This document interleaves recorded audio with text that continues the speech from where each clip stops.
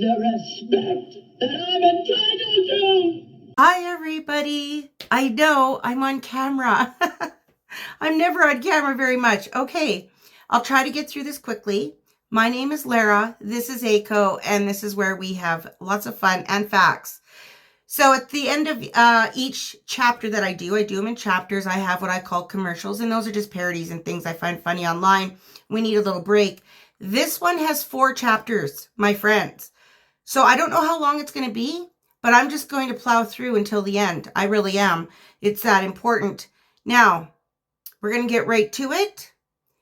Does anybody know who this lady is? Do you know anything at all about her? Have you heard of Lorenfoster? If you have, I suspect you only know bare minimum. And that's for a reason. And we will get into that. But where is she now? I can tell you.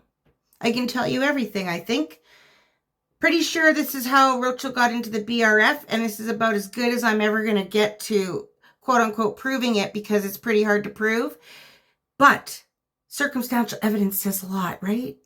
So anyway, we're going to watch a clip first by Spencer Pratt. He's a reality TV star from way back in the day, but he's been in Hollywood his whole life. And he just knows things. So when I came across this clip, I was just like, oh, wow, wow, wow. So we're going to put our tinfoil hats on, or I'm not, but y'all can if you want. Every opinion is welcome.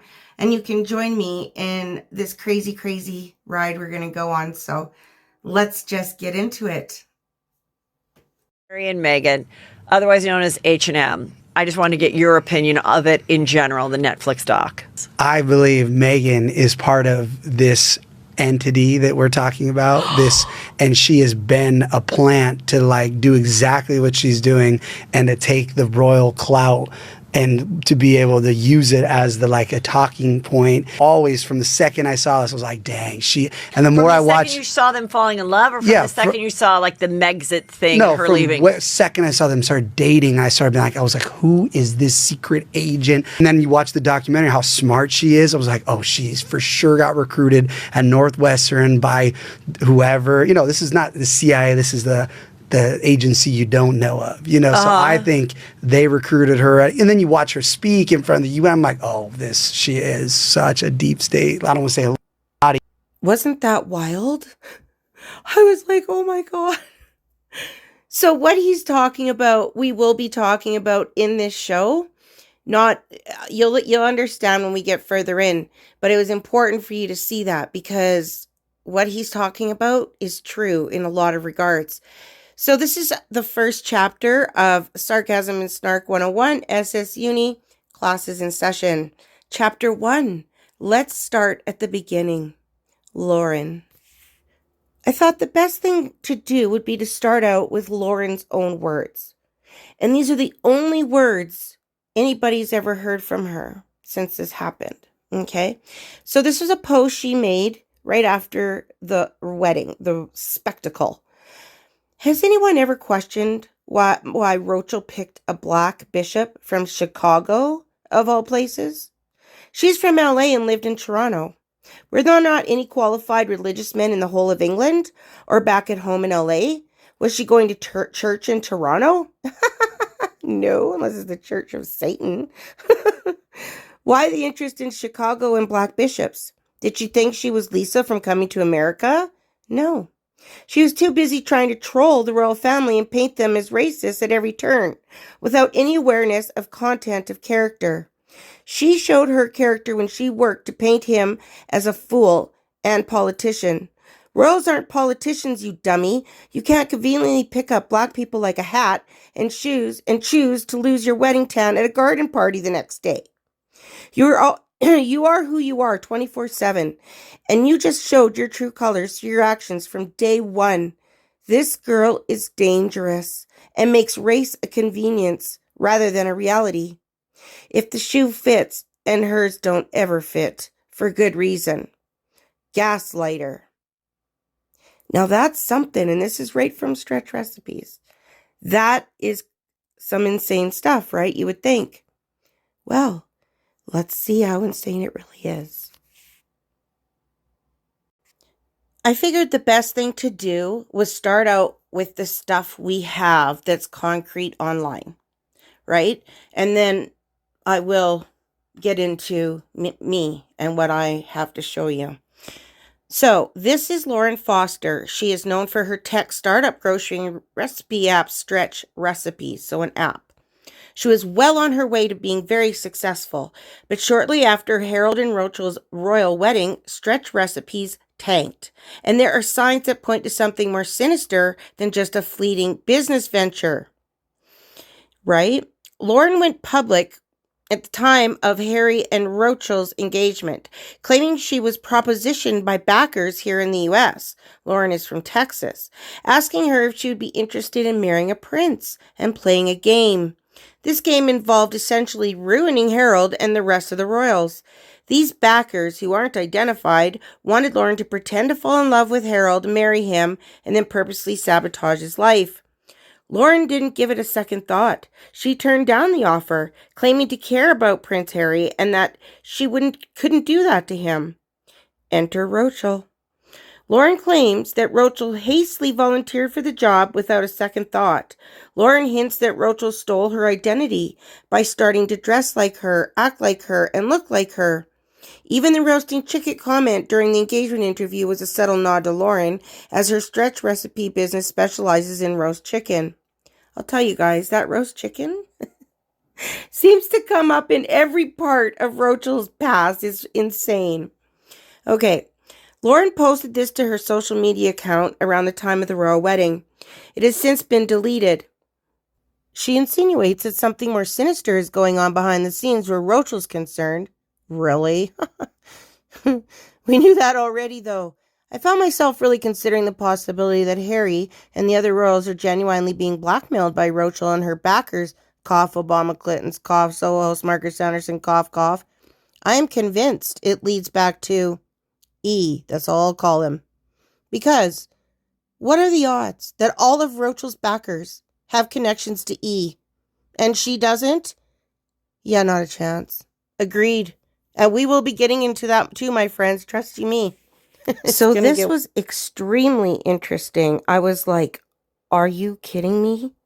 So this is actually in a court of law, okay? Not the first part, but we'll get there. So someone says, allegedly Lauren Foster, who ran her own recipe company called Stretch Recipes and is also black, was approached before Roachel to play this role into fame and fortune, but turned it down by saying she liked Harry. Sounds like a decent person, but what if she hadn't liked him? So what I would like to know is, how do people find out about this kind of information? This all seems so bizarre to me.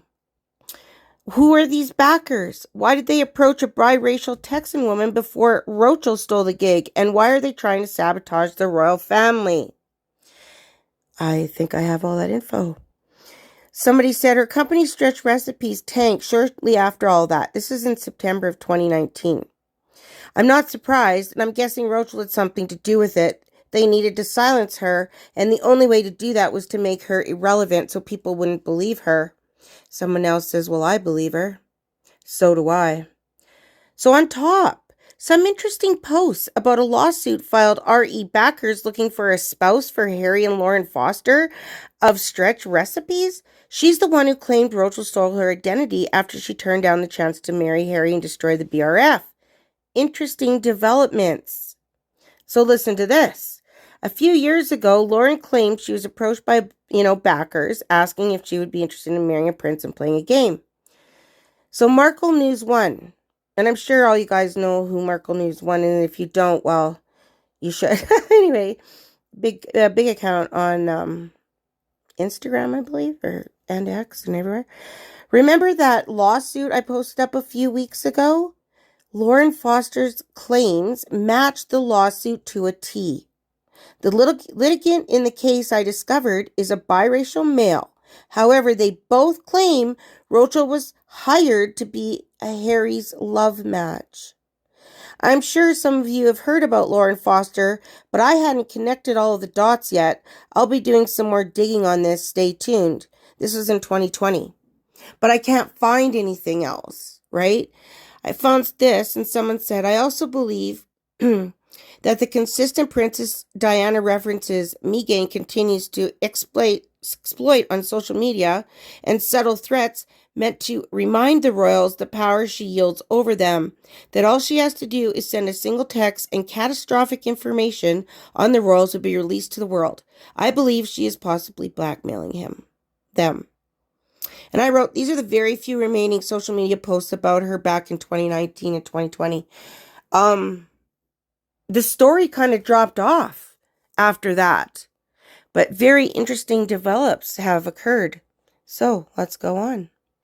So this is the background information I was able to find, and also Nana Lou, and we live across the world from each other, and this took a lot to find this stuff. But anyway, the picture on the left is her, and this is when she did have the Stretch Recipes app thing, and she was an upcoming star basically with it. So that's a real photograph. This is lorenfoster, more real than Roachel has ever been. So anyway, her background and early career, and I won't go too deep into this, but her hometown was Chicago. She was based in Texas after that. Her education, first-generation college student, MBA from Woodbury University and Columbia College Chicago. Professional experience. Now, this is important. Over 15 years in media, telecommunications, and real estate before launching her startup. Okay. Mission. To help people on tight budgets eat better and save money using a mobile app that combines recipes, budgeting tools, and coupons. Her recipes? Just personal inspiration because she grew up in a low-income household. Budgeting and nutrition weren't taught. So when her brother moved in with her, she realized he blew his food stamp budget on junk food. So she made an app for accessible, nutritious meal planning. The startup milestone was pre-2015. 2013, she partnered with the Sustainable Food Center and local food banks to test the app with low-income users. That's somebody who actually gives a shite about people. Do you know what I'm saying? Unlike, well, you know. Okay, so this is another photo that is her on the right when she won the Amber Grant. And in 2014, she quit her job. She quit her job to focus on this. Now, nobody's going to quit their job, especially somebody first-generational college degree, if she wasn't sure that this was going to work out, right? Because of all of this stuff there, the Audience Choice Awards, the Indiegogo, the, Unlimited USA Entrepreneur, all this stuff. She received the Amber Grant for Women Entrepreneurs. Now, who does that sound like? Who wants to be an entrepreneur more than anything? Shocker, right? And then on the bottom right or left is an actual photo as well. Stretch Recipes wins the first qualification grant, December 10, 2014. So, after 2014, there are no significant public record of updates, funding rounds, or product launches beyond 2015. Her name does not appear in recent startup or tech media, and there's no active website or social media presence tied to Stretch Recipes, or her, by the way. So the company officially registered in Texas in July 2014. Status is forfeited existence, which usually means the business failed to meet certain state requirements, like filing taxes or annual reports, leading to its automatic dissolution. There's not a chance in hell that this smart woman would have allowed that to happen. I said, there's no way this is what happened to Lauren's business. The year she had achieved huge success? Because she quit her job for this. No way. Something else happened, no question about it. So these are the rest of the pictures that are online, legitimately online, of her and her Stretch Recipes. Of her and her Stretch Recipes. Let that sink in for a sec, okay? All right, so this just lets you know that she was a legitimate entrepreneur and this was the real deal, right? She founded it in 2014. She hosted events like the Grilling Championship in ATX. She won Women Entrepreneur, blah, blah, right? This confirms that she is a legitimate entrepreneur, not an internet fabrication. This is not a conspiracy theory. It's pattern recognition. And in this case, the pattern is loud in its absence. This isn't a conspiracy theory, you guys. It really isn't. You'll see what I mean. It just gets more and more shocking. So hold on to your hats because we're going to go deep now. So SXSW 2015, the opportunity window.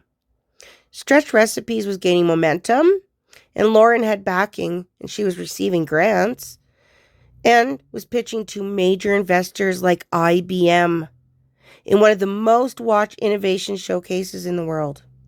OMG, right?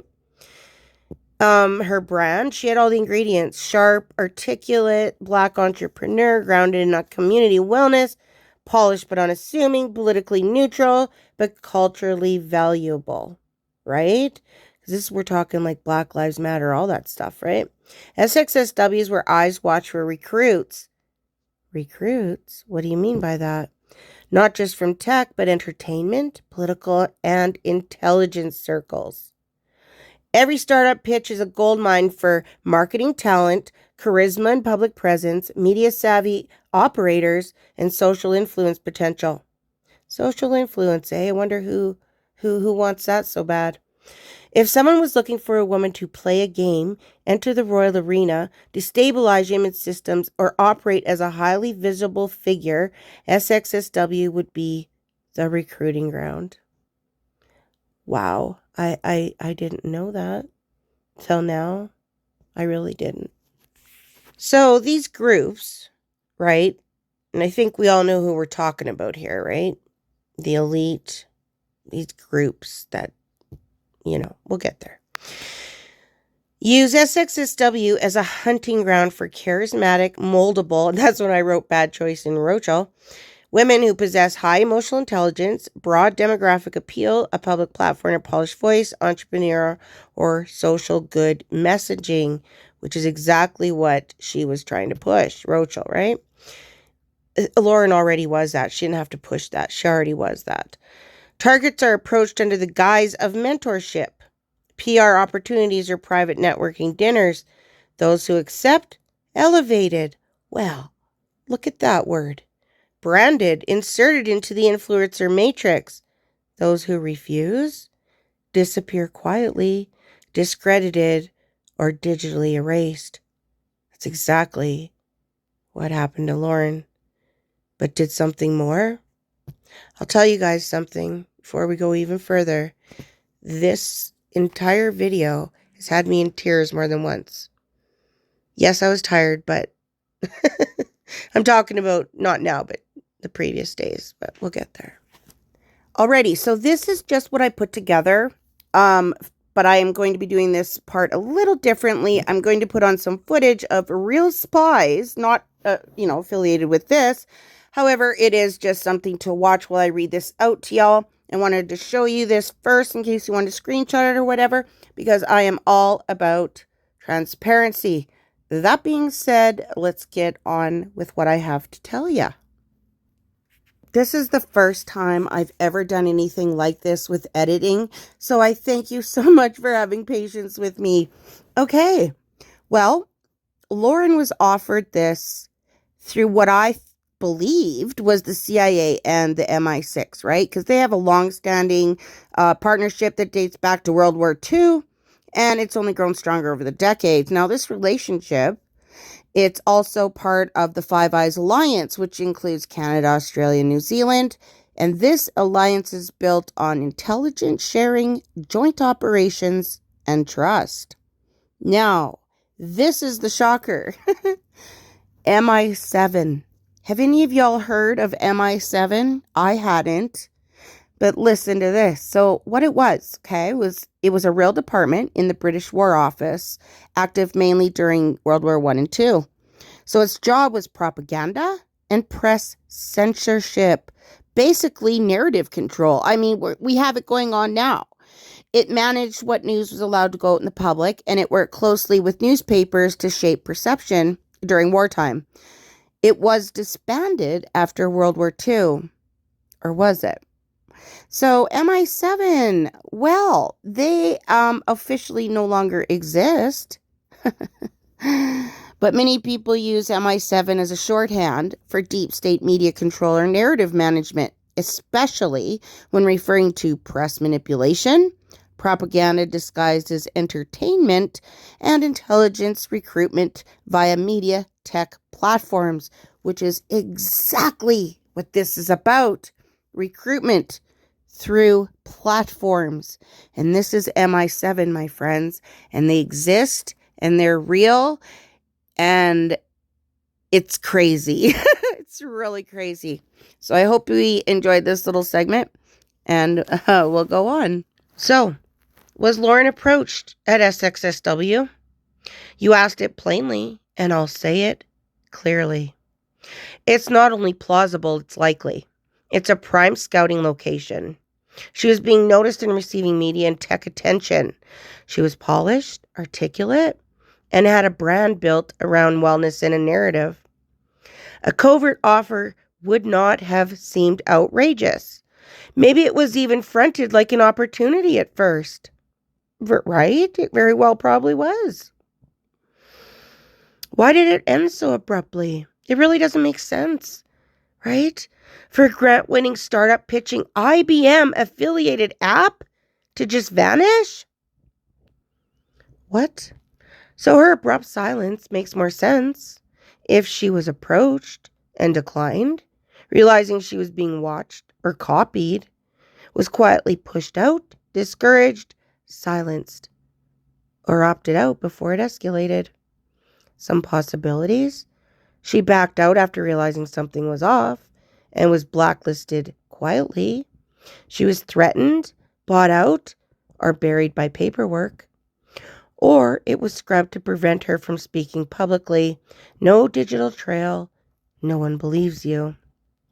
If she was the original pick and said no, the system had every incentive to erase her. Almost done, my friends, this chapter, but it just gets wilder. So to your right is the actual invitation to sxsw when Lauren was there, so the startup. So why is this suspicious? Why is all this suspicious? sxsw is photo heavy, okay? We know this. Yet no visible documentation of a finalist presenter is highly unusual. Photos of other finalists, Let Baby Care, Charity Charge, are abundant. But Lauren's is nowhere to be seen. That's the truth. Lauren definitely pitched at sxsw's 2015, but the digital trail, especially photos, they vanished. And you guys wait till the end. You're going to just be shocked. That matches the pattern we've seen, a prominent event documented outside records but barely captured in imagery. These mentions were real, persistent, and spread between 2020 and 2023. They have since been scrubbed from visibility, aligning with Operation Clean Sweep. And you remember, we've discussed Operation Clean Sweep quite a bit, right? It is a real thing. Absolutely. The original Tumblr post lives on only via screenshots. It's true. Passed like whispers through cautious threads. Multiple threads over 60 plus pages mention the Lauren story, but all direct quotes appear as secondhand summaries. One user paraphrases. There was a woman who ran a startup, pitched at sxsw, said she was approached to play a game. She declined. Roachel replaced her. Story vanished. They both peak in different ways around 2015 and 2016, but Lauren's presence collapses and Roachel skyrockets. That's not coincidence. By the way, I don't believe in coincidence. I never have. That's mirroring and possibly replacement. Yeah, I think so. Wow, that's a lot of info, isn't it? And it just gets wilder and more convoluted as we go along. So this meme by Nana Lou, I chose it because, yes, Jeffrey, of course, is involved. Marcus Anderson in so many different ways. And what's the scariest? Things like MI7. They're all involved. All these intelligence agencies are dealing with these billionaires and these elite and these recruiting places and all of it. So we're never going to get the truth. We're never going to get real facts unless we go and dig ourselves and try the best we possibly can, which is what I have done, because that's the only way to do it. We know this now. Censorship is hardcore. Okay, having said that, let's watch this hilarious commercial. It is one of the best I've found in a while. A couple more after that. And then I will see you on this other side because we have a lot more to go, my friends. Okay. There are 4 other chairs here. Oh. Company I'm buying this week, I'm getting for the bargain price of about $1 billion. $1 billion?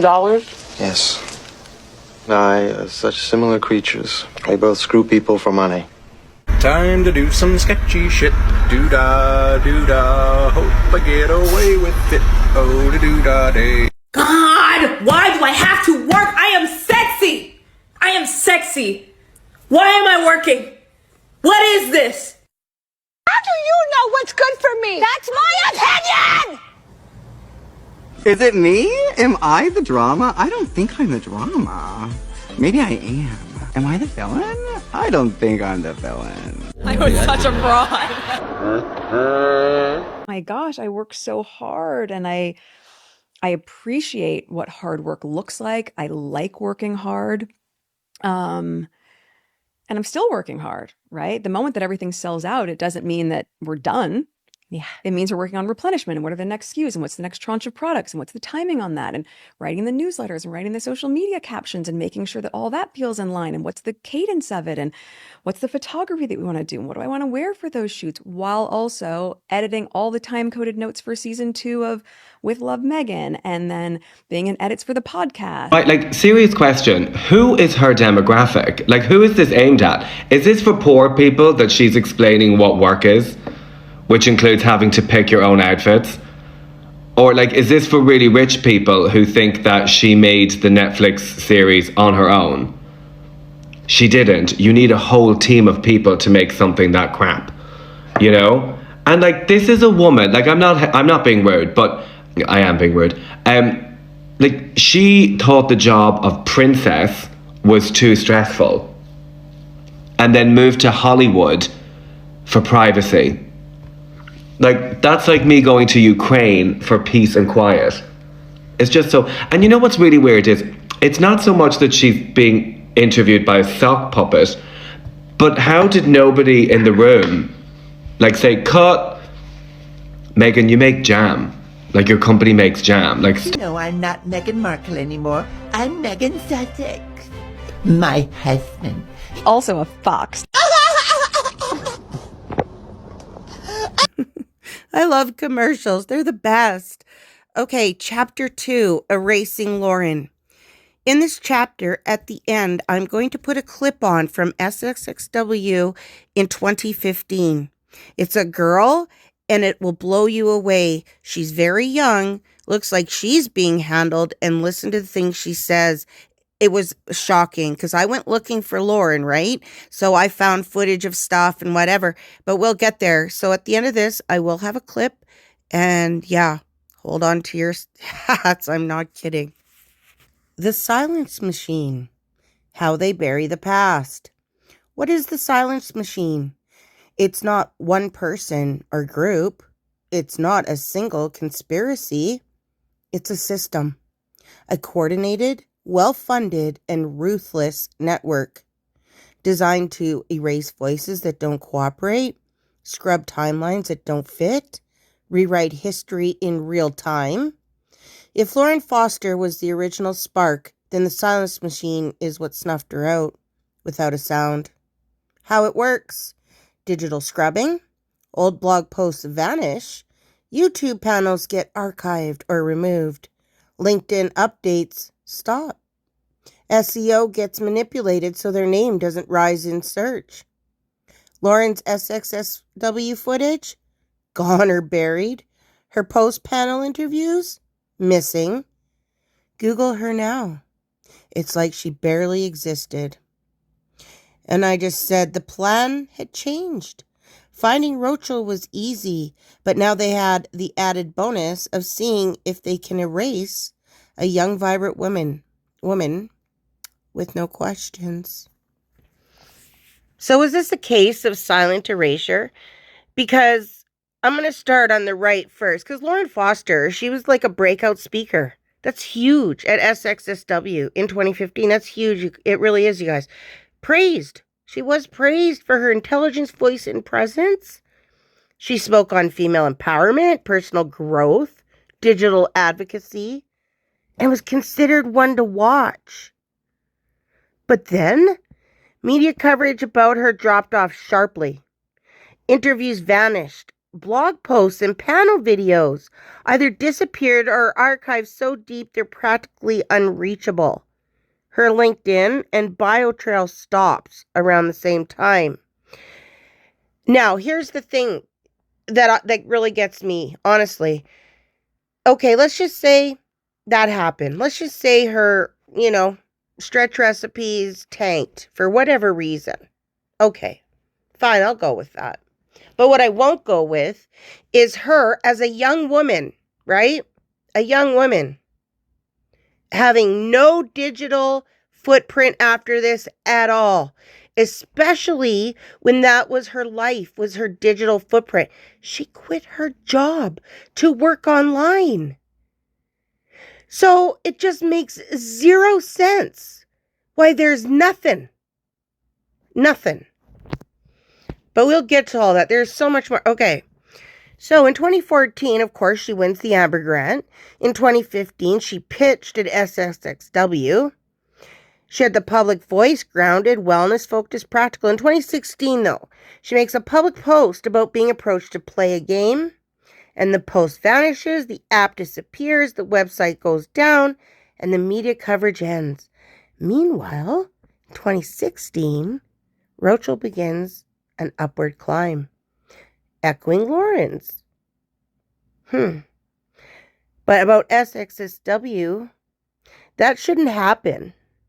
If sxsw truly exists to elevate female voice, it should not happen what happened to Lauren right now. Or then, I feel like it happened yesterday. Why? Out of you can find everybody else. There has to be a reason, no? So the parallels and syncing. So in 2017 to 2018, the timing overlaps. Both women's digital platforms vanish in the same narrow window, but for different reasons. Roachel's content was removed April to January. Lauren's site and public presence fade after 2017. What? Uneven archiving. Basic fan tools saved some of Roachel's content, even as the primary domains were wiped, like the TIG, right? Lauren's, on the other hand, left not a whisper behind. That is not normal. This pattern is consistent with core elements of what you describe as Operation Clean Sweep, a coordinated silent purge during the royal entry period. Well. This is exactly what you'd expect. Post reposted, but blacked out. Archived visually, but not traceable. The logo or identity barely remaining while the content gets erased. What this tells us is that this is not just a normal deleted post, right? It's photographed from a device or projection, not screenshotted, referencing something that was once public, likely taken down due to legal pressure, NDAs, or a targeted cleanup. The fact that the Stretch Recipes branding remains visible connects it firmly to lorenfoster, but giving credibility to your thesis, my thesis, that her account was used to speak out and then systematically erased. That's a real picture too on below. Yes, I 1000% believe this. Without a question, just use common sense. Common sense says it all. Especially if you're sticking with me through this whole thing, you will definitely realize that critical thinking and common sense will tell you this woman disappeared in a very bizarre way. Well, what are the known clues that suggesting something was scrubbed, right? Instead of somebody just deleting their stuff, being scrubbed, what exactly does that entail, right? So we're going to talk the TIG. The TIG blog was deleted suddenly in 2017. No archive, full site gone. This alone raised red flags. It absolutely did. The only thing that's left really is like what people saved, right? Social Media Vanishing Act, Twitter, Insta, and others deleted. No standard farewell, no archive option. Well. Her ex-friends went silent. People who once appeared with Roachel, including college peers, early agents, even family members, suddenly ghosted the public. Literally, nobody's talking. They're starting to, but nobody was talking. Unusually protective press treatment. This is what kills me. That arsehole Harry goes up and says, oh, their tabloids are so horrible. And then Roachel, the UK, were so racist. And then you see this. The UK tabloids, famous for savaging outsiders, gave her initial glowing coverage. Almost suspiciously so. Remember, the BBC is involved, right? The papers. It's all involved. So the Google search sanitization, older results about risque acting scenes, lifestyle posts, and industry gossip were de-indexed or buried. And that is true. Stuff, I found stuff a couple years ago, but now stuff is a little bit easier to find, but absolutely hard. Persistent rumors of NDAs, people claiming they were warned or paid to stay quiet. Absolutely. Pre-wedding security sweep. London-based intelligence authors hinted something exceptional was happening with Harry's engagement, unusual for a royal girlfriend. Because the NDAs are expiring. So hers was scrubbed for a different reason than Lauren's, obviously, right? But you can tell they were both professionally done. The timeline of the switch. So, okay. These are the years and the events. In 2015, Lauren speaks. She's praised. 2015, Roachel speaks at the UN Women, echoing Lauren's messaging. It's really crazy because she's like mimicrying her. It's insane. 2016, Roachel is suddenly everywhere. Articles, podcasts, social campaigns. That is very true. 2017, becomes available for a royal narrative. Harry relationship leaks. Of course it does. 2018, she marries into the royal family. 2020 plus, Lauren virtually vanishes, while Roachel continues running the public circuit as the activist duchess. Why copy Lauren? Because Lauren had it. But Lauren couldn't be controlled. Roachel could be. Or at least she was willing to play the game. Lauren was original and Roachel was deployable. Right? So, Lauren versus Roachel and their quotes. I found this very interesting because there are a few quotes out there floating around of some of the things she had said, Lauren, at sxsw, and then, of course, Roachel. So, Lauren, own your narrative before someone else does. Roachel, don't let someone else write your story for you. Lauren, I wasn't asking for permission anymore. Roachel, women don't need to be given power, they already have it. Lauren, silencing a woman is the oldest trick in the book. Roachel, the voice of women is powerful when it's not being muted. They call this photographic mimicry. Because she's saying the same thing, just in different words. This is her imitating Lauren. Well before, this was like the UN, right? She was echoing Lauren already. She was getting ready. And that's why all that stuff was, that fake crap. Her being a, humanitarian. Fake. Well, you guys know that. Then I was struck with something that I just realized. I was like, wait. Where is Lauren's age? Nowhere. So riddle me this one. How does a public figure who launched a startup, spoke at sxsw and went viral, have 0 birth date online? Not a single bio. No LinkedIn, no birthday tweet, not even a happy birthday girl comment.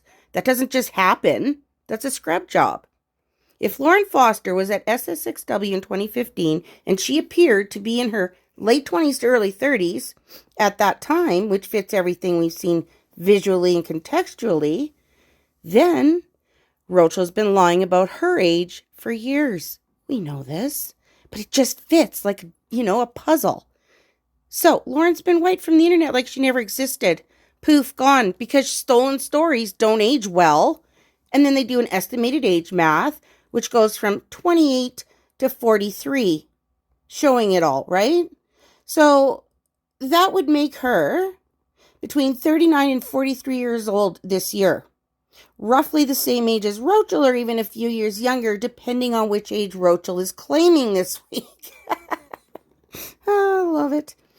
So wild thought here. If Roachel was trying to emulate Lauren, which it seems to be, speaking at the UN, all that, could this have included her age and her birth date? Like, seriously, is that why we can never find anything, even though it's supposedly sealed or whatever? Did she take Lauren's info and use it as her own? Would that be shocking? Not really. Not really. Oh, my Lord. The goal, what was it? Sanitized history? If they can silence Lauren, they can control the origin story of Roachel.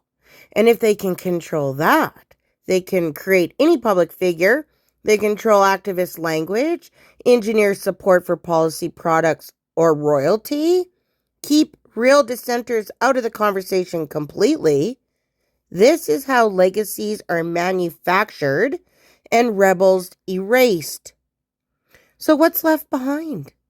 A few screenshots, some fuzzy panel clips, a broken trail of used to be mentions, a growing online whisper from people asking, wait, weren't there 2 of them? But the silence machine isn't perfect, because every machine leaks.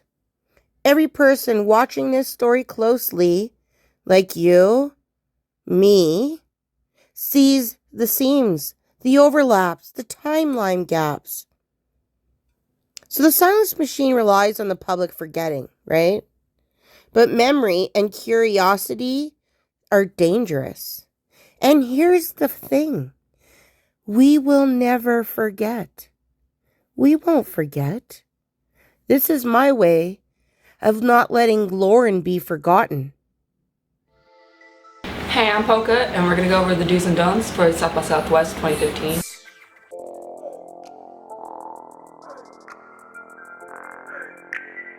Don't wait last minute to book your hotel or wherever you plan on staying, because oftentimes they will be overbooked, if not booked.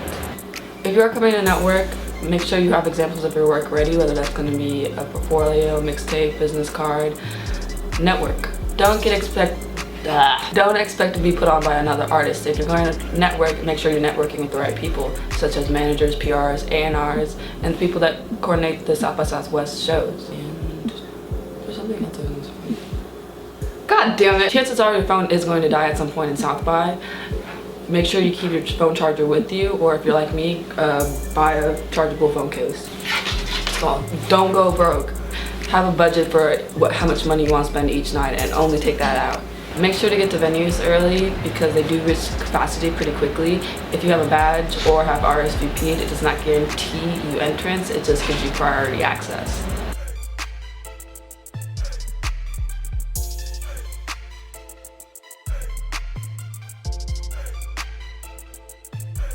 Try to use the buddy system in Austin, because it is easy to get lost, and if your phone dies or whatever mishap happens, you can always rely on another person, so be safe. What happens at South by stays at South by.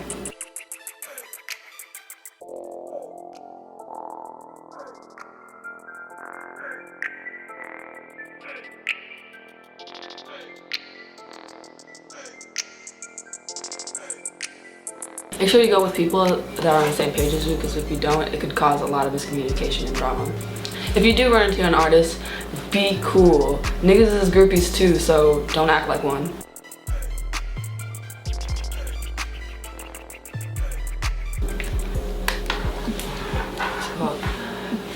Don't go to South by Southwest just to be seen. South by Southwest is a chance for creatives to grow, not a popularity contest. Don't do it for the gram. Don't fool yourself. You're going to be doing a lot of walking, one way or another. Wear comfortable shoes. Bring some water with you. Make sure that you have your 21 up ID, otherwise you will not be allowed admittance into venues. While approaching somebody, be respectful. Make sure your friends RSVP too. I don't know what the fuck you're gonna do inside the event if your friends can't get in too. Whatever work you do show people, make sure that it's presentable and it speaks volumes about you as an artist or whatever. Make sure you remember where you park your car. The best thing to do is drop a pin once you decide where you're going to park. I really want to see everybody glow up this year. Be safe, have fun, and I'll see y'all at South by.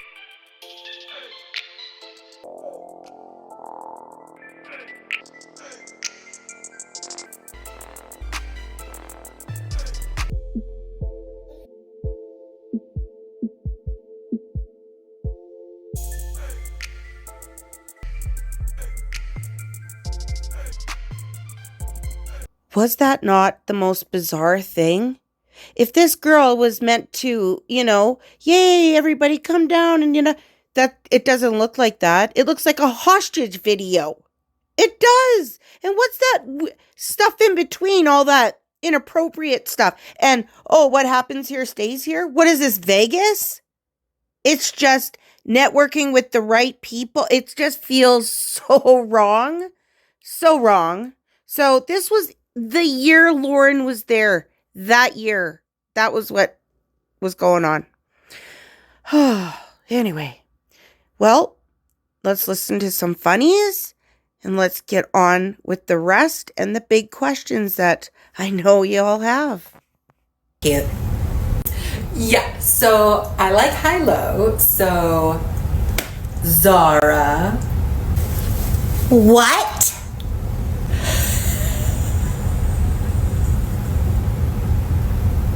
A princess and Zara.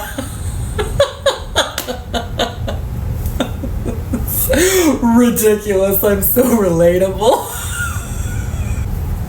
Loro Piana. Nice. Jenny Kane. Pretty cute. We go. Do you want to tell us a little bit about your own podcast, Archetypes? Yes, I can't believe how many compliments I get about that. It's honestly a little bit embarrassing. The podcast is a space for women to have their voices heard, especially my voice. And it gives me the chance to interview other powerful women and then tell them my perspective on things. It's healing. And I'm so glad I inspired so many people to start making podcasts like yourselves. Oh, no, we didn't. I'm used to people trying to copy my ideas. It's flattering. I hardly even notice. It's becoming routine, like background noise. Okay. I've seen things you've only seen in your nightmares. Things you can't even imagine. Things you can't even see. A toxic family. Please unsubscribe me from your trauma. I only subscribe to your love, support, and inheritance, which you didn't provide. I'm requesting a refund. I tell ya, those breaks, they're needed. Okay, so Chapter 3. Why the Royals, Handlers, and Harry. Can't forget about him now. The big $1 million question. Why would they want to infiltrate the royal family? Well, here are the most likely strategic motives for installing a foreign-controlled asset, first Lauren, then Roachel, into the British royal family, using Harry, Dimbulb Harry, as the entry point. 1. Symbolic power grab. Control the narrative at the top. The monarchy is a symbol of British power and stability, the face of the Commonwealth, a global PR machine. Infiltrating it means controlling a cultural nerve center that affects diplomacy, media attention, international sentiment, institutional trust. If you plant someone in the family, you essentially insert a narrative weapon into a centuries-old power structure, destabilizing tradition, values, and public perception from the inside out. Access the royal family's inner workings and secrets under the cover of love and marriage. Does that not bring you all back to her taking photos, her and him both recording everything? Huh. Number 2, access to global wealth, contacts, and blackmail material. The royals are connected to global bankers, aristocratic dynasties, military industrial players, billion-dollar real estate and art holdings, world leaders, both public and shadowy. An infiltrator could extract intel, gain access to password-protected elite circles, build a blackmail archive for leverage, which I think she's done, funnel confidential information back to handlers, MI7 2.0 style. Well. That's very interesting. So distraction and division is the perfect psyop combo, okay? Because Roachel's arrival caused all of this. Global division, media wars, racial and gender politics, family breakdowns, Charles versus Harry, William versus Harry, public loss of trust in the monarchy, both in the UK and the Commonwealth. While everyone argues over Roachel, no one's watching UK legislation rollouts, elite corruption scandals, deep state projects, economic shifts tied to the crown. That's no accident. A well-trained asset is designed to exploit existing fractures, rewrite narratives, victimhood, feminism, racism, draw attention away from bigger agendas. All of this bullshit she has out there, you guys, all of her fake crap and her business and everything, it's all designed. It's all designed to hide from bigger things. Things like what Harry's really doing abroad, right? The money laundering, everything. There's so much that they're hiding, right? So cultural engineering, the reality showification of royalty. Think about this. What if we could reduce the monarchy to Kardashian-level drama, making it disposable, memeable, and irrelevant? Enter Roachel. Hollywood background, paparazzi ready, obsessed with status and titles, fluent in social justice slogans. Perfect for transforming the monarchy into a clickbait machine, canceling royal mystique, and rebranding the institution for future dismantling. And I wrote keeping up with the crap and as if production, because it's like keeping up with the Kardashians at this point. She is doing exactly this, my friends. You know it, I'm sure you do. You can see it. It's actually insane that this is what's going on. And by the way, I 1000% believe this is what's going on because it's what I see in front of my eyes. I get a little bit sometimes, I'm sorry. Okay, let's go on. Now, this is going to be extremely interesting, okay? Because we're talking now 2 recruitment tracks. We talked about sxsw, but there's 4 altogether. However, I will continue. So, Lauren, her attempt number 1 at a royal infiltration candidate. Young, educated, attractive, likable, and perhaps more genuine. Recruited in 2015 at sxsw, a known hotspot for recruiting artists, influencers, and experimental types. She refused the game. Florence said no. Roachel could have been activated or escalated as a pre-existing recruit. Lorenfoster may have been the original target, but refused. Roachel likely took her place. 2. Roachel. Backup plan or pre-existing asset. Roachel may have already been in the network. Yacht scene, connections to E, Wexner adjacent circles, Soho House, Marcus Anderson, etc. 3. Roachel. Recruited. Post-Yacht Girl era, maybe after 2011, 2013, when she was struggling in Hollywood. managed by Marcus, pushed through the Soho House route into the UK elite scene, not organically, but as a strategic placement. Woo! That's some crazy information now, isn't it? Wow. So E's network, Roachel likely entered through that world. The yacht scene, Marcus Anderson, the handler and gatekeeper, he got her in with royals, right? MI6 may have been aware, possibly complicit, or sidelined. Roachel, possibly placed to destabilize or influence, and now operating independently with elite backing. We'll get into that. Former Mossad officers have alleged E ran compromise operations, possibly with Mossad, CIA, or MI6 knowledge. Ghislaine Maxwell's father, Robert Maxwell, was a confirmed Mossad asset, and he had UK MI6 relationships. All right, and I'm not going to get deep into all that, okay? Like, that's just a whole other... All of my real cray-cray is going to Patreon, but you know what I'm saying, okay?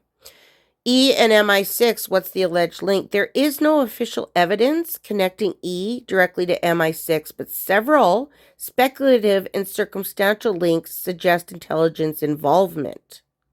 E recruited girls from modeling networks, example, Victoria's Secret Pipeline, Jean-Luc Brunel, MC2, overlapping with operations known to have been infiltrated by intelligence in the past. Now, if anybody doesn't think that this man didn't have any kind of connections to intelligence, I'm sorry, but I have a bridge to sell you. Because there's no way he did. He honestly did, and, well, he's supposedly dead now, so... But you know what I'm saying. Well, I think the consensus is, and I'm sure we can all agree, that she was a straight-up prostitute, right? So... If anybody hasn't seen these, which I'd be surprised, I'll still read them out. Yacht Bunny. In a bombshell revelation, actor Tom Holland has claimed that Roachel was once a yacht bunny on Prince Andrew's boat. This shocking allegation has sent shockwaves through the royal family and ignited a media frenzy. During a recent interview with GQ magazine, Holland, a close friend of Harry, made the startling claim that he'd seen Roachel on Prince Andrew's yacht on several occasions. He described her as a yacht bunny, a term used to describe young women who socialize with wealthy men on yachts. It's such vindication, you know, because, like, I brought that Bob story out, and it's true. Okay. So, anyways, there's just a little... On the left there, some messages from some Adam Hahn. Meg, please put too much in details about suits I'm not watching. Haha. By the way, please come to Yacht Week. Any chance you'd be in the market to join my friends and I boat for Yacht Week? I get it. You are busy with life. I'll let you take your time on your decision. It was yes. Of course it was. I mean, she's a slam dunk man. So we've covered Lauren's timeline pretty extensively, although, like, the ending is still going to be like, what the hell? But let's do Roachel. So Roachel's timeline, the covert ascent. And yes, being at Northwestern has some things to do with recruiting, although that's not where she was recruited because she was too old. But it is a recruitment ground, right? So, early 2000s, Northwestern and yacht scene, 2000 to 2003. Roachel attends Northwestern, claims a double major in theater and international relations, which doesn't add up.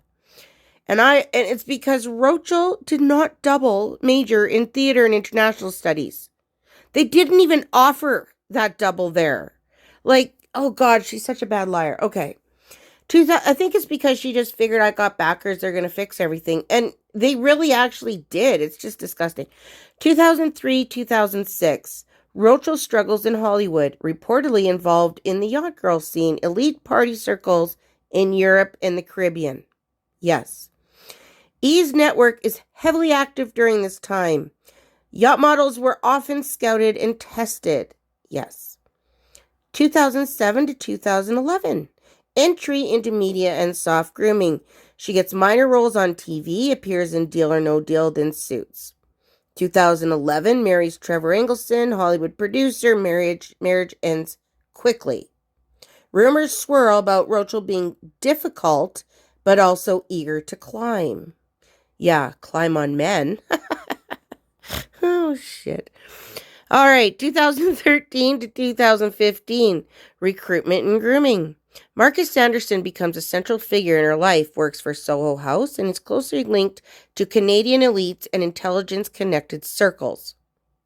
She attends Soho House Toronto and London regularly.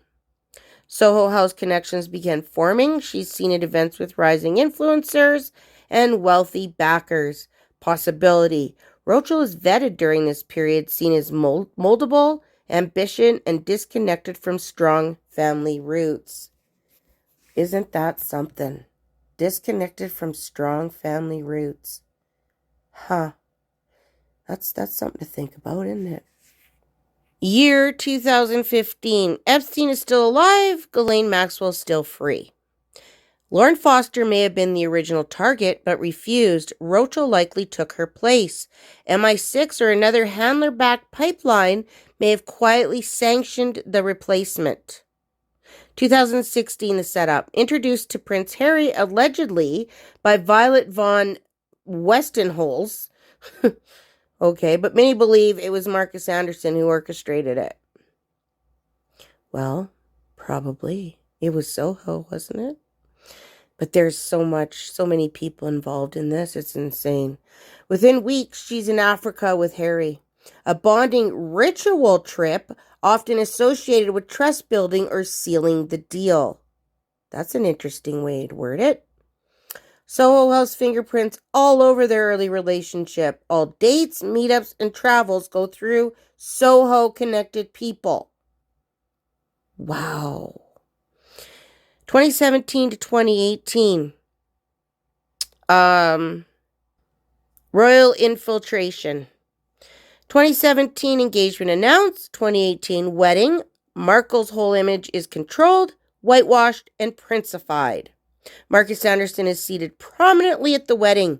Major red flag there, right? 2019 to 2020, Mission turns rogue. Roachel begins to fracture the royal family. Oprah involvement, lawsuits, backlash, staff fleeing, Megxit is born. Harry becomes isolated and controlled, possible psychological dependency created, and drug dependency. 2020 to now, post-infiltration phase. Meghan and Harry push major ideological narratives on Netflix, Spotify, and Archewell. Harold alienated from family, UK, and the military. Roachel still flanked by Soho House insiders, PR teams, and elite donors. Marcus Sanderson still close, not public-facing, but appears at key moments.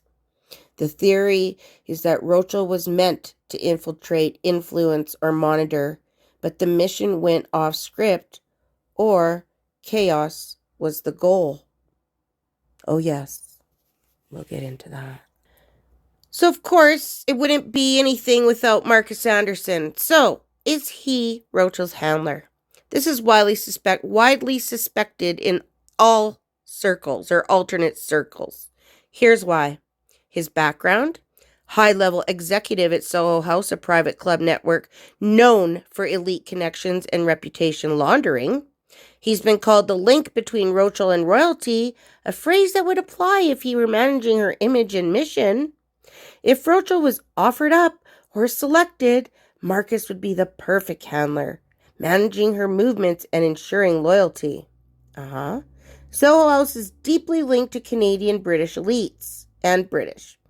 Anderson is often seen as the gatekeeper, introducing Roachel to major players.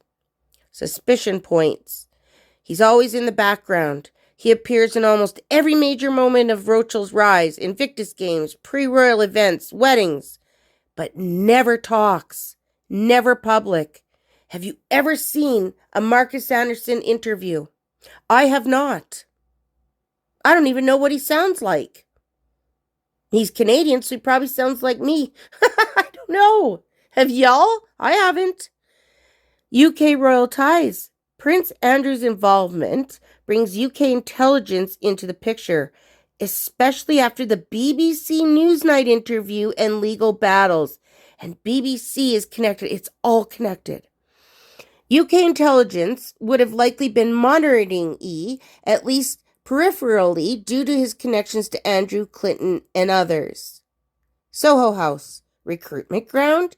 It's where celebrities, royalty, moguls, and young women mix. Perfect cover for recruitment, grooming, and control. Absolutely. So, of course, just some of the photos. And no, I know that is not Andrew. However, that is Roachel. That is. And I have found out that when she had the hat on, she was available for anything. That hat is disgusting in many ways, and she flaunts it. It's disgusting. Of course, Marcus is always there, right? And then the National Enquirer does it again. In 2017, after Roachel and Harry engaged to be married, MI5 scrubbed the net of Roachel's salacious past. Sealed her court and medical records. Court records, really now, huh? Okay then. And has silenced her friends and acquaintances with hush money and non-disclosure agreements. Meanwhile, Harry, let's be brutally honest, right? Harry's image was artificially squeaky clean. The royal rogue, but lovable. Anti-paparazzi, but always available for interviews. Military zero, but with a history of violent outbursts, Nazi costumes, drug use, and jealousy. I said exactly this. He was always a piece of shite. That was a win for whoever orchestrated this. Harold was the most human face of the monarchy, so tearing him down sends a message. Your heroes are hollow. Your institutions are rotten. Even your Diana 2.0 dream is fake. Roachel didn't ruin Harry. She revealed him. Yes. She stripped away the palace PR armor. Yep. And showed the public what he really is. Emotionally stunted, entitled, easily led, full of resentment, and desperate to feel important and cruel.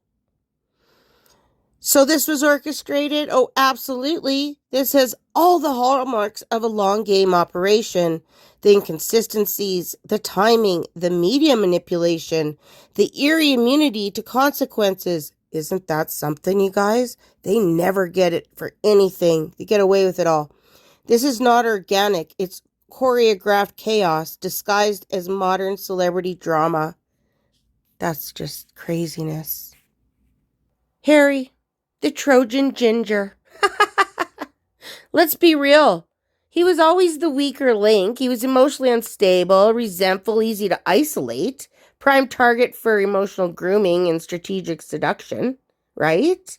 By weaponizing his mother's death, certain handlers could convince him the only way to honor Diana is to burn the system down. I could hear that happening. So they send someone, first Lauren, then Roachel, to love bomb him, mold him, and ride him straight into the House of Windsor, and then start pulling threads. Why Lauren first? Well, Lauren was charming, camera-friendly, smart, empathetic, likely seen as easier to control, less volatile. If she refused to cooperate or got too self-aware, she may have been silenced, erased, or replaced. Roachel was the plan B, or the more ruthless version, a better fit for a destruction-orientated mission once subtle influence failed.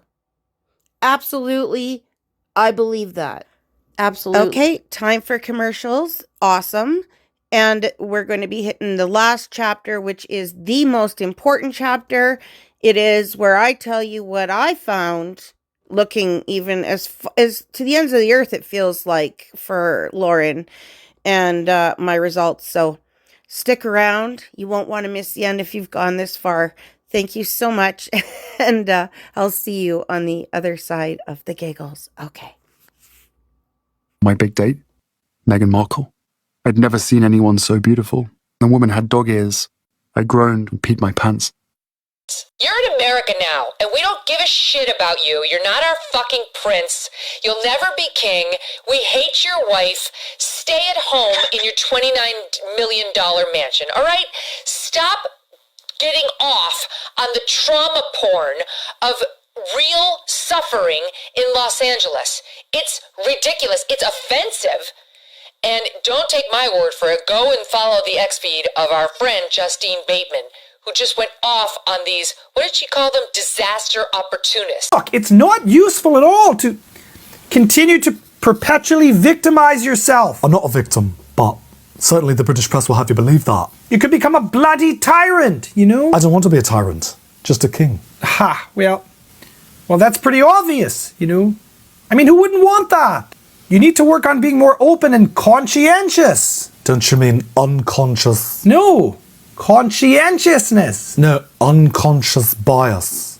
Is that what you mean? I didn't say that at all. Conscientiousness. What I'm hearing is unconscious bias. No, maybe you should just try standing up straight with your shoulders back. It could help. That's what lobsters do. Why do you bring up lobsters? It's because I'm a ginger? Ha ha. Yeah, well, no. The tone in which you speak to me is very hurtful. Okay, yeah, so you're heard. Well, you know what? Everyone is. Not like us. Wouldn't you agree with that? To that I would say, no. It's hurtful. My God. Here we are in the home stretch. This one won't be a long one, but it's an impactful one. So, Chapter 4, Roachel is not in control. And where is Lauren? So I dig. And I did. So I thought I'd start this chapter with this because this is what somebody said and it's really interesting. I keep being told, and this was before the wedding, okay? I keep being told that the wedding is not the core of this story. I'm still not certain who was meant by the who for my last post, but it ultimately is not MM. Believe it or not, while she appears to be the scheming mastermind of all this, she's actually just a player who is stupid and arrogant enough to think she's the star.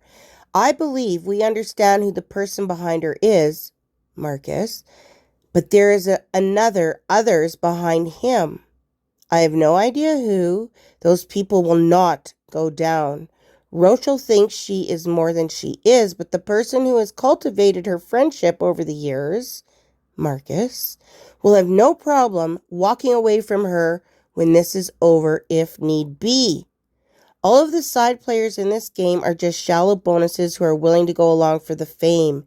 They haven't a clue. I'm telling you, these old posts mean something. They really, really do. They really do. Crazy. So we'll be getting into all that. So Roachel, rogue agent versus weaponized asset.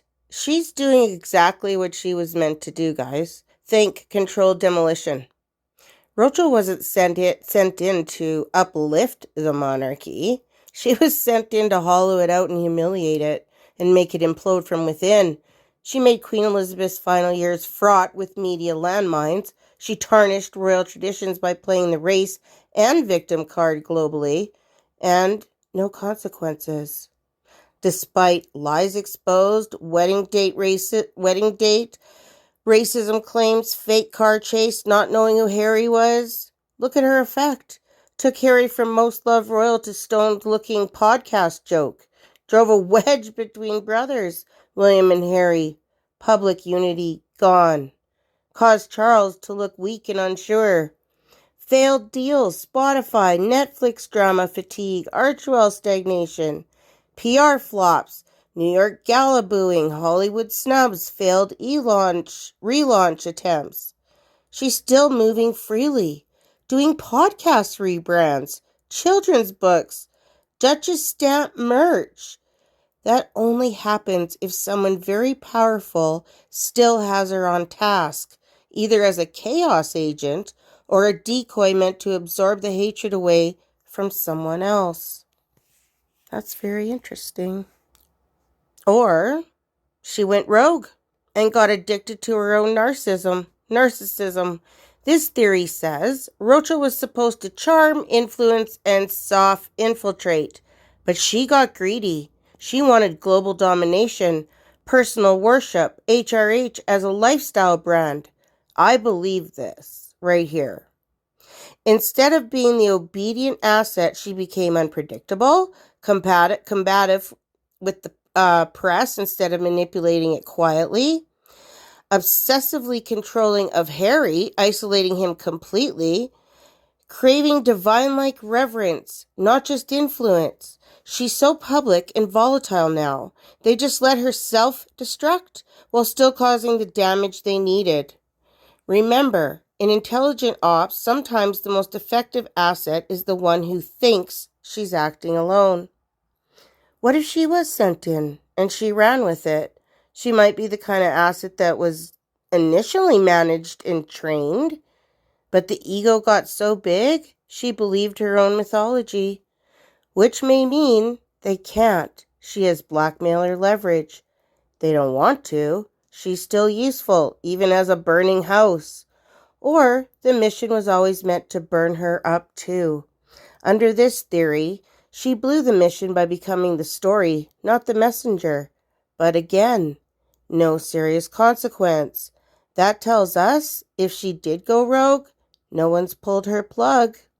Still being backed. I believe this. Is Roachel still in control?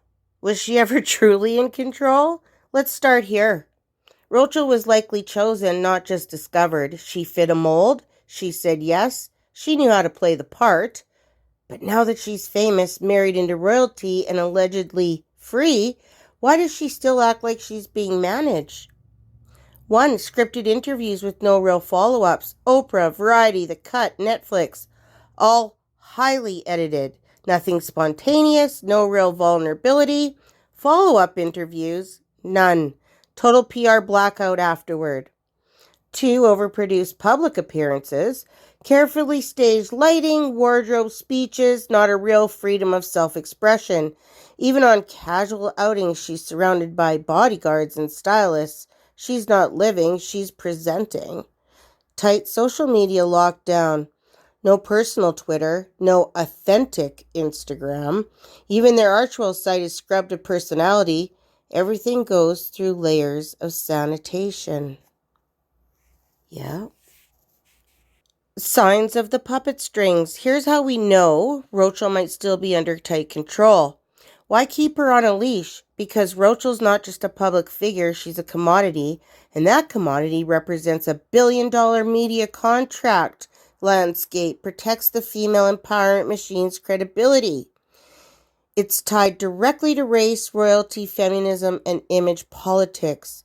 Replaces the original model, Lauren, who walked away. She can't just veer off the plan now. If she woke up and called it out, it would blow the whole operation.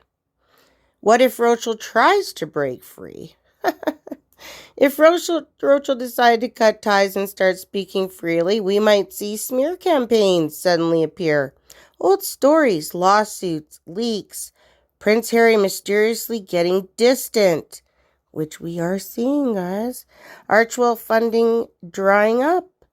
Paparazzi randomly catching her off guard looking erratic. Because if she's no longer playing her assigned role, they don't need her. They can replace again or turn on her. Evidence of puppet-like behavior? She reuses the same 3 talking points at every event. Her handwriting, photos, and even podcast recordings are heavily produced or AI enhanced. Voiceovers added after the fact in Archetypes feels dubbed. She's not candid. Roachel thinks she's in control, but she isn't. She never was. Like a movie star who finally got the lead role but doesn't realize the script was already written. She may believe she's powerful, but power doesn't come with handlers, silence clauses, and fear. Roachel was media trained, PR sculpted, and inserted to fulfill a narrative that Lauren wouldn't. sxsw, UN Woman, Archetypes, Royal Rebellion, all part of the arc. She's still acting. And the only difference now? The stakes are royal, and the script can't be rewritten. This is the one they can't control if it ever starts to unravel. Lorenfoster was the original, and Roachel was the swap. Rumors that she doesn't answer anything without legal clearance. This is not how a liberated woman operates. This is how someone stuck in a contract acts. Roachel isn't just a brand. She's the public-facing product of a covert casting process. If that came out, we're not talking scandal. We're talking collapse. So, who would go down if it got out? Media empires, BuzzFeed, Netflix, Spotify, The Cut, Vogue, Archwell's PR partners, all of them would have to admit we sold the world a character, not a real woman. They'd lose credibility, trust, and millions in sponsorships. The royals, yes, even Buckingham Palace. If they were aware Roachel was a replacement archetype, it exposes how fake even royal romance is. 3. Activist circles. Feminist movements, yeah, and also like Black Lives Matter and stuff. Diversity panels, tech empowerment initiatives, all those voices Roachel represented, they'd collapse under the horror of being used to push a fraud. It wouldn't be the end of the causes, but it would be the end of the poster girl. What would it take for the truth to break through? Lauren speaks, even anonymously. An insider leaks documents, contracts, emails, timelines. Roachel has a public break, says something off script, live. A major journalist defects and blows the whistle. A digital trail is unearthed, providing media tampering. Just one domino falling, and the rest go with it. Which is why everybody is shutting up. Everybody has too much to lose. And that, my friends, is the truth. So, the final domino is Roachel herself. The pressure could and would be too much, and it will. She either defects and tells all, which I think she will, to save herself, or breaks down publicly, unable to maintain the lies, or disappears, quietly exiled like others before her. Somehow I doubt that one. Because if it's all been fake, then it's not just Roachel who's been lying. It's the system, the media, the movements, the empowerment stories, all engineered, hollow, and manufactured.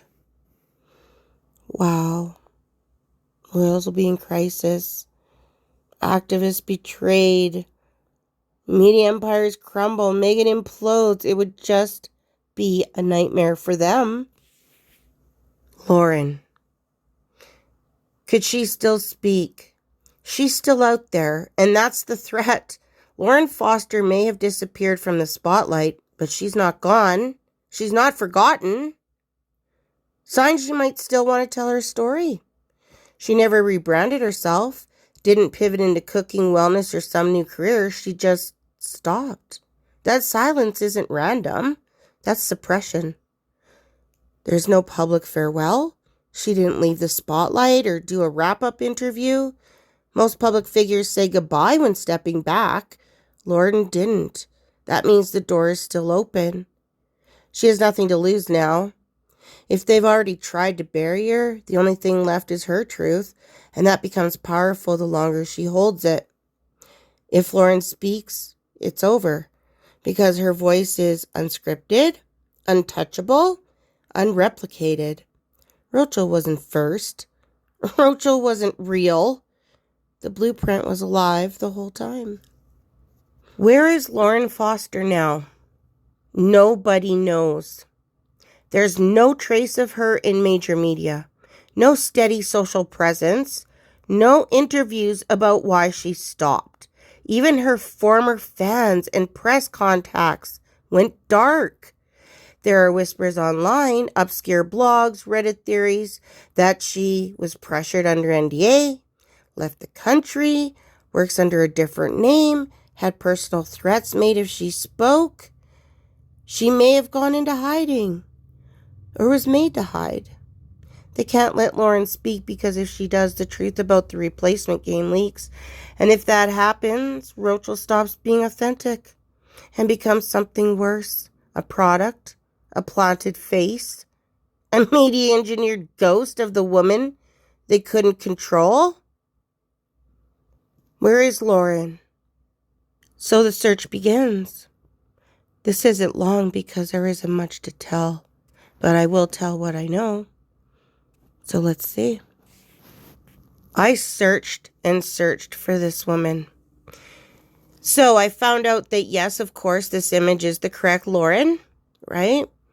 But she's not online at all. She really isn't. And she's vanished digitally, possibly for safety, possibly silenced, possibly rebranded. But all search results, honestly, and I'll show you, pointing to models, engagement, or Atlee or execs are unrelated because that's all I could get.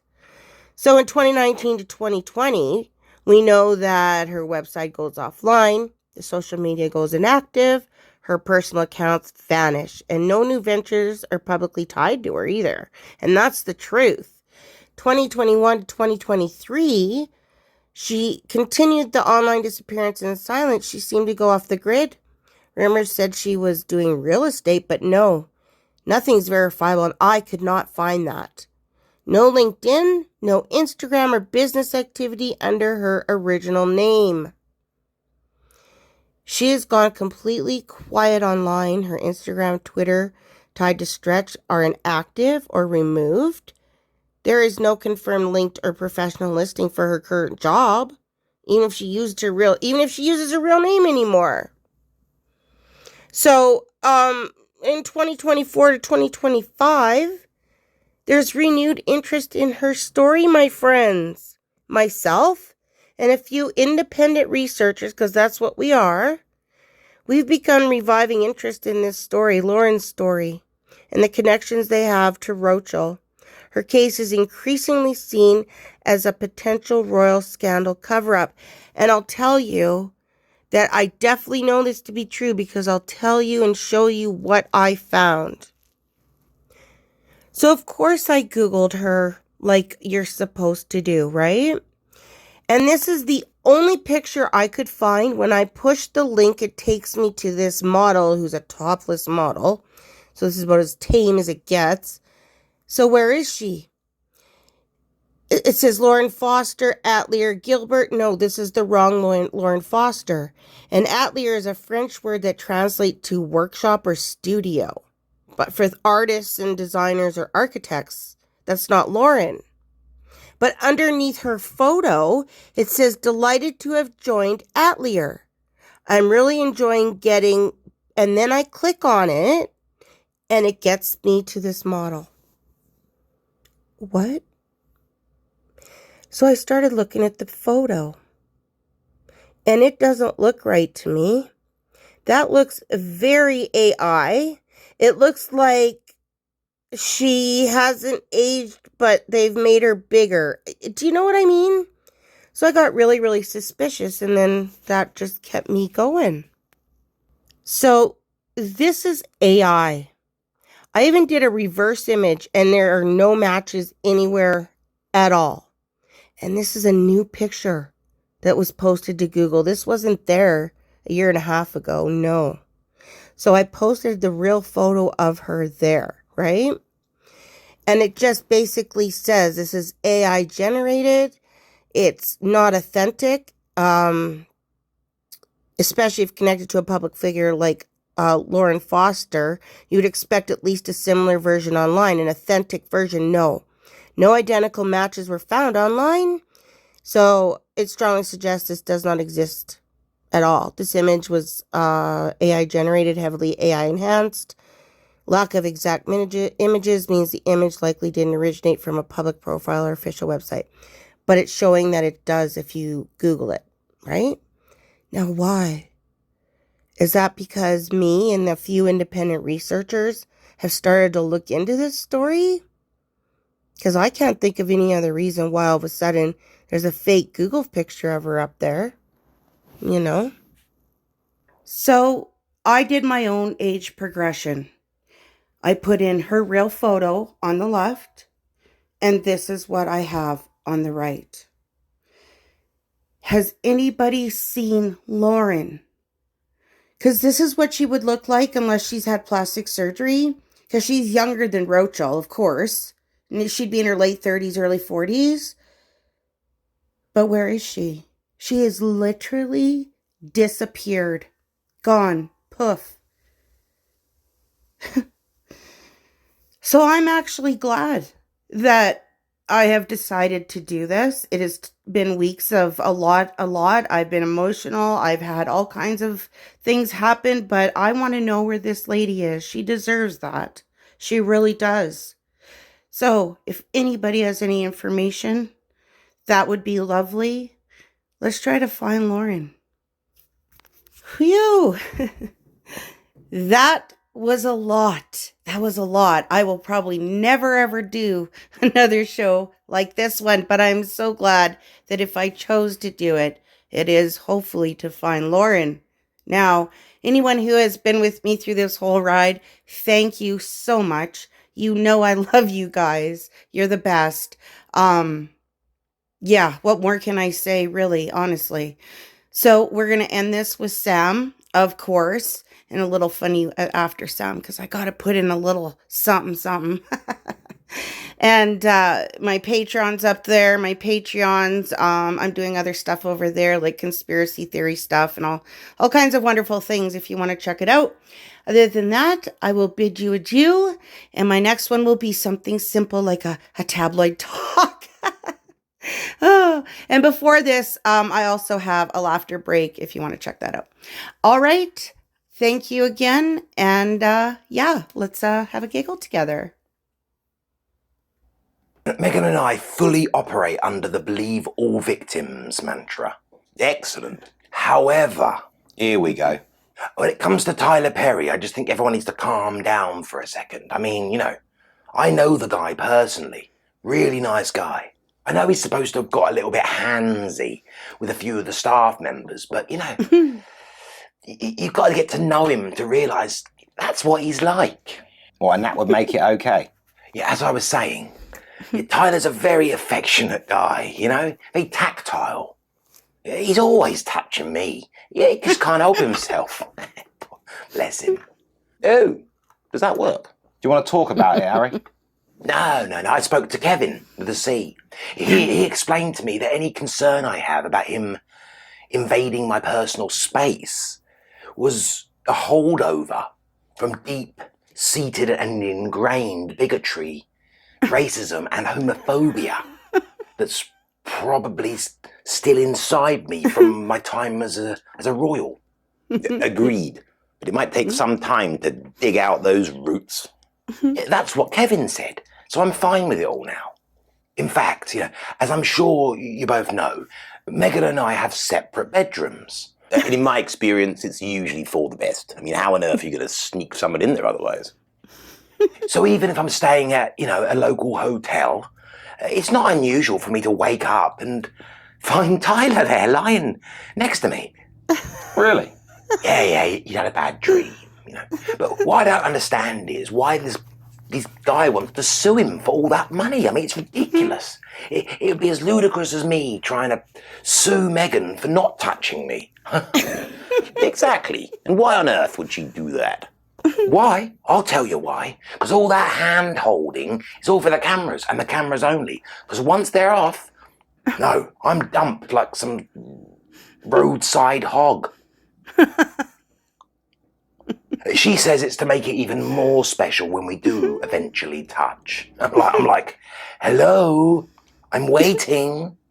Yeah, back to this Tyler Perry thing. Why have you and Megan remained so quiet if, as you say, you believe all victims? Oh, well, actually, I did make quite a huge mistake there because it's not the believe all victims mantra that Megan and I subscribe to. It's the believe all women mantra. And so far, when it comes to Tyler Perry, no women have come forward. So, I think we're being consistent.